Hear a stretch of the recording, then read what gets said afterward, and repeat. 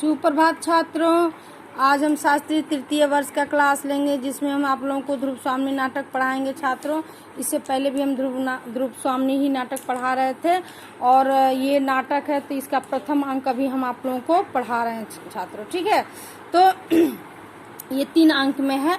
तो आपको बताए थे कि किस तरह शकों का आक्रमण हो चुका है, शक को चारों तरफ से घेर लिए हैं और रामगुप्त को प्रतिहारी आकर बताता है कि ये बात है, लेकिन रामगुप्त कहता है कि उससे पहले तो मेरे मन के अंदर जो युद्ध चल रहा है उस युद्ध का क्या करें। यानी कि उसके मन के अंदर ये युद्ध चल रहा है कि ध्रुव स्वामी क्या चंद्रगुप्त से आज भी प्रेम करती है या नहीं। ये इस तरह की बातें उसके मन के अंदर छात्रों चल रहा है। ठीक है, तो देखिए किस तरह से वो मतलब ये करता है, ध्रुव स्वामी पर शक करता है। ये इसमें इस नाटक में दिखाया गया।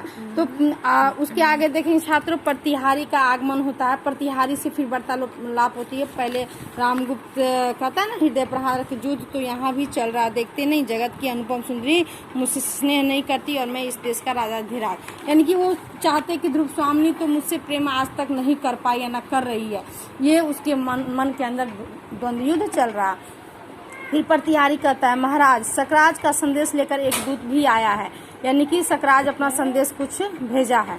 रामगुप्त, आहा, किंतु ध्रुव देवी उसके मन में टीस है कुछ सोचकर। जो स्त्री दूसरे के शासन में रहकर और प्रेम किसी अन्य पुरुष से करती है उसमें एक गंभीर और व्यापक रस उद्वेलित रहता होगा। वही तो नहीं जो चंद्रगुप्त से प्रेम करेगी वह स्त्री न जाने कब चोट कर बैठे, भीतर भीतर न जाने कितने कुचक्र घूमने लगेंगे। खड्गधारणी से सुना ना, ध्रुव देवी से कह देना चाहिए कि वह मुझे और मुझसे ही प्यार करे, केवल महादेवी बन जाना ठीक नहीं है ना। तो देखिए छात्रों, रामगुप्त यहाँ पूरे के पूरे शक के दायरे में फंस चुका है। वो ध्रुव देवी यानी ध्रुव स्वामी पर शक कर रहा है। उसे ऐसा लगता है कि वो आज भी चंद्रगुप्त से प्रेम करती है ना, जिसकी वजह से वो हो सकता है रामगुप्त को कुछ भी करवा सकती है ना। तो ये सारी बातें उसके मन में कुचक्र चल रहा है। वो किसको कहता है, ये जो खड्गधारणी है उससे कहता है कि तुम्हें बता देना चाहिए उसे, किसे, ध्रुव स्वामी से, कि वो सिर्फ रामगुप्त से ही प्रेम करे, किसी और से नहीं करे, है ना। तो उसने रामगुप्त भी तो कभी ये ध्रुव स्वामी को उस पत्नी का दर्जा नहीं दे, क्योंकि वो अपने अय्यासी में डूबा रहा, उसे अपने राज्य से कोई मतलब नहीं रहा है ना। तो वो उसे ये रामगुप्त को ये हमेशा डर बना रहता है कि जो स्त्री किसी और से प्रेम कर सकती है वो कभी भी मुझे नुकसान पहुंचा सकती है।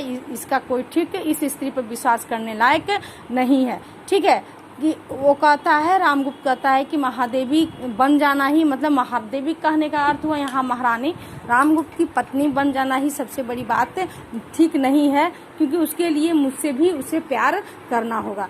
तो ये सब बातें रामगुप्त के मन के अंदर, मतलब एक तरह से गलत बातें उसके मन के अंदर घूम रहा है छात्रों।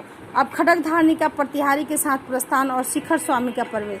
खड्गधारणी और प्रतिहारी चले जाते हैं और शिखर स्वामी का क्या होता है, प्रवेश होता है, यानी आता है स्टेज पर शिखर स्वामी। कुछ आवश्यक भी कहनी है देव, कहते हैं रामगुप्त से शिखर स्वामी कि मुझे कुछ आपको कहना है। रामगुप्त चिंता से उंगली हिलाते हुए जैसे अपने आप बातें कर रहे हैं। रामगुप्त जो है वो अपने आप बातें कर रहा है।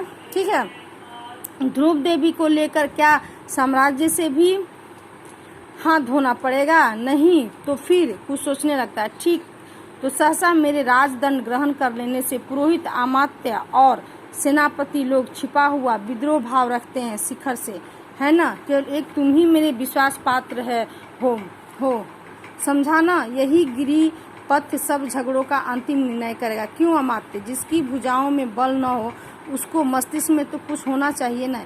ये छात्र आप लोग को हम बता दें, ये व्याख्या लाइन है ना। तो शिखर स्वामी का आगमन होता है और शिखर स्वामी जो है वो रामगुप्त से उसी युद्ध के सिलसिले में बात करना चाहते हैं और बताते हैं। तो रामगुप्त भी उसी बात की चिंता में डूबा हुआ है ध्रुव देवी को लेकर, है ना। उसे लगता है कि अगर ध्रुव देवी, कहता है ना, ध्रुव देवी को लेकर क्या साम्राज्य से भी हाथ धोना पड़ेगा? नहीं तो फिर ठीक है तो सहसा मेरे राजन ग्रहण कर लेने से पुरोहित अमात्य और सेनापति लोग छिपा हुआ विद्रोह भाव, यानी कि रामगुप्त के मन के अंदर ये लग रहा है कि ध्रुव देवी जो है मेरे खिलाफ सबों को भड़काई है या कुछ ऐसा की है जिसके कारण सभी जो है मेरा विरोध करेंगे, विद्रोह करेंगे, जिससे मेरा साम्राज्य खत्म हो जाएगा। उसी पर शिखर स्वामी से रामगुप्त कहते हैं कि केवल तुम ही हो जिस पर मैं विश्वास कर सकता हूँ, इसलिए ये गिरिपथ जो सब झगड़ों का अंतिम निर्णय करेगा। यानी कि जितना भी हमारे साम्राज्य में लड़ाई झगड़े जो भी हो रहा है वो ये अगर इस शकों का आक्रमण होता है तो इसे पता चल जाएगा कि इसका निर्णय अंतिम निर्णय यही होगा। क्यों अमात्य, जिसकी भुजाओं में बल न हो उसके मस्तिष्क में तो कुछ होना चाहिए ना। यानी कि जो कमजोर बाहुबल से जो कमजोर है वो बुद्धि बल से तेज होना चाहिए, है ना। तो ये सारी बातें रामगुप्त जो है शिखर स्वामी से कहता है। छात्रों तो यहाँ तक हम पढ़ा दिए आप लोगों को प्रथम अंक का।